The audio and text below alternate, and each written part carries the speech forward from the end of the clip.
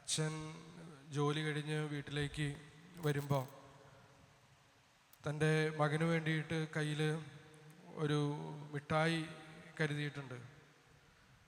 അച്ഛൻ വീട്ടിലെത്തുമ്പോൾ മകനെ വിളിച്ച് മിഠായി കൈ കൊടുത്തു കഴിയുമ്പോഴത്തേക്ക് ഇപ്പം നിങ്ങളാണ് ആ മകൻ അല്ലെങ്കിൽ മകൾ എങ്കിൽ എന്താണ് ചെയ്യുക?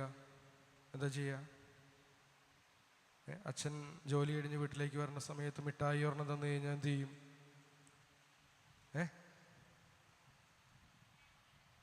താങ്ക് യു പറയും. നീ എന്നാ ചെയ്യുക? ഇനിയിപ്പോൾ എല്ലാവരും താങ്ക് യു പറയും അല്ലേ? രണ്ടു തരം കുട്ടികളുണ്ട്. ചില കുട്ടികൾ ഈ പറഞ്ഞതുപോലെ മിഠായി കിട്ടി കഴിയുമ്പോഴത്തേക്ക് ആ മിഠായി കയ്യിൽ പിടിച്ച് ചിലപ്പോൾ അച്ഛനെ കെട്ടിപ്പിടിച്ച് ഉമ്മ വെച്ച് ഒരു താങ്ക് യു പറഞ്ഞ് പോയി ആ മിഠായി കഴിക്കും. വേറെ ചില കുട്ടികളുണ്ട്, അവരെന്താ ചെയ്യുക? അവൻ ചിരിക്കുന്നുണ്ട്. അവർ മിഠായി കിട്ടിക്കഴിഞ്ഞാൽ ആ മിഠായി വാങ്ങി അത് വായിലിട്ട് പോകും. അച്ഛന് താങ്ക് യു ഒന്നും പറയാനായിട്ട് നിൽക്കില്ല. ഇന്ന് നമ്മൾ സുവിശേഷത്തിൽ കാണുന്ന അന്ധതയിൽ നിന്ന് കാഴ്ച ഈശോ നൽകിയ വ്യക്തിയുണ്ട്. അവന് ഈശോ കാഴ്ച നൽകി. ആ വ്യക്തി അവൻ ഈശോയെ പിന്നെ കണ്ടുമുട്ടുന്ന ഒരു സമയം, അതിനെപ്പറ്റിയാണ് സുവിശേഷത്തിൽ പറയുന്നത്. ആ സമയത്ത് അവൻ്റെ പെരുമാറ്റം ഈ ആദ്യം പറഞ്ഞ കുട്ടിയെ പോലെയാണ്.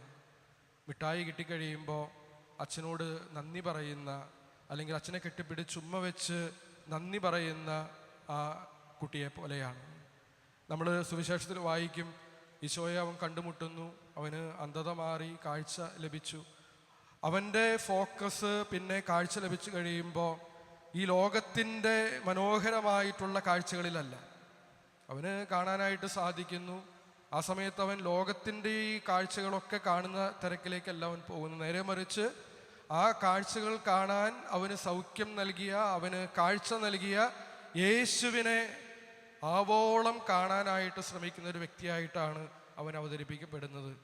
അവൻ യേശുവിനെ വെറുതെ കാണുകയല്ല, അവൻ യേശുവിൽ ദൈവത്തെ കണ്ടുകൊണ്ട്, ഇന്ന് സുവിശേഷത്തിൽ പറയുന്നത്, അവൻ യേശുവിനെ പ്രണമിച്ചു എന്നാണ്, ആരാധിച്ചു എന്നാണ് ഇന്ന് സുവിശേഷത്തിൽ പറയുന്നത്. അവന് ഒരു അനുഗ്രഹം ലഭിച്ചു.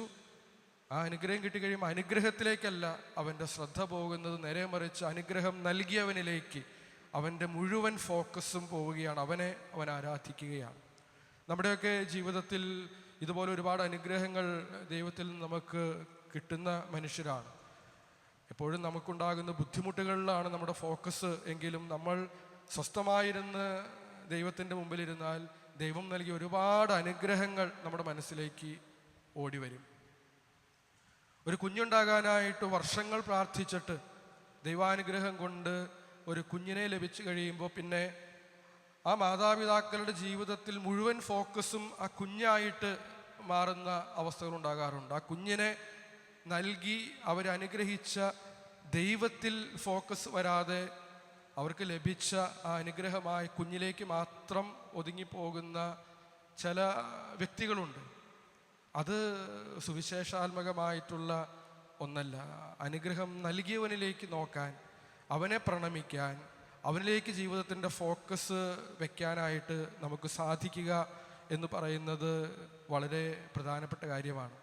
അത് ദൈവത്തോടുള്ള കാഴ്ചപ്പാടിൽ മാത്രമല്ല, നമ്മുടെ ജീവിതത്തിൽ, നമ്മുടെ കുടുംബങ്ങളിലൊക്കെ തന്നെ ആയാലും നമ്മുടെ ജീവിതത്തിലേക്ക് അനുഗ്രഹങ്ങൾ വരുമ്പോൾ അതിന് കാരണക്കാരായിട്ട് മാറുന്ന നമ്മുടെ മാതാപിതാക്കളുണ്ടാകും. ചിലപ്പോൾ പ്രായമായ മാതാപിതാക്കളെ സംബന്ധിച്ചിടത്തോളം മക്കളുണ്ടാകും, സഹോദരങ്ങളുണ്ടാകും, അങ്ങനെ പല ആളുകളുണ്ടാകും. ഈ അനുഗ്രഹങ്ങളൊക്കെ നമ്മുടെ ജീവിതത്തിൽ ഉണ്ടാകുമ്പോൾ പലപ്പോഴും ഈ അനുഗ്രഹങ്ങൾക്ക് നിമിത്തമായ, ദൈവാനുഗ്രഹങ്ങളുടെ ചാനലായിട്ട് മാറിയ ആളുകളുടെ പ്രയത്നങ്ങളെ, ത്യാഗങ്ങളെ പലപ്പോഴും നമ്മൾ ടേക്കൺ ഫോർ ഗ്രാൻഡഡ് ആയിട്ട് അതൊക്കെ അവർ ചെയ്യേണ്ടതാണ് എന്നുള്ള രീതിയിൽ കാണുന്ന ശീലങ്ങൾ, ശൈലികൾ നമുക്ക് പലപ്പോഴും ഉണ്ടാകാറുണ്ട്. പക്ഷേ ഇന്ന് സുവിശേഷം നമ്മളെ ഓർമ്മിപ്പിക്കുന്നത് ആ സാഹചര്യങ്ങളിൽ നമുക്കായിട്ട് അധ്വാനിച്ച, ത്യാഗങ്ങൾ ഏറ്റെടുത്ത ആ വ്യക്തികളുടെ സ്നേഹം കൂടി കാണാൻ നമുക്ക് സാധിക്കുമ്പോഴാണ് നമ്മുടെ കാഴ്ചകൾ വിശുദ്ധീകരിക്കപ്പെടുന്നത് എന്ന് നമ്മൾ തിരിച്ചറിയണം.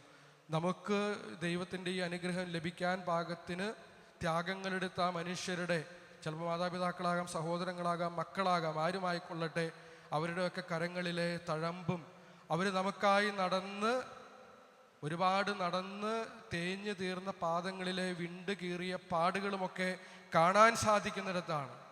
അവർ വഴി ലഭിച്ച അനുഗ്രഹങ്ങൾ മാത്രം കാണുന്നിടത്തല്ല, അതിനായി അവരെടുത്ത മുറിവുകൾ കൂടി നമുക്ക് കാണാൻ സാധിക്കുന്നിടത്താണ്. അതൊരു ടേക്കൺ ഫോർ ഗ്രാൻഡഡ് ആയിട്ട് മാറാതെ അവരെ കൂടി കാണാൻ, നമുക്ക് നന്മ നൽകുന്ന ദൈവത്തെയും അതാരിലൂടെ നൽകിയോ അവരെയും കൂടി കാണാൻ നമുക്ക് സാധിക്കുമ്പോഴാണ് നമ്മുടെ കാഴ്ചകൾ വിശുദ്ധീകരിക്കപ്പെടുന്നത് എന്നുള്ള തിരിച്ചറിവ് നമുക്ക് ഉണ്ടാകണം.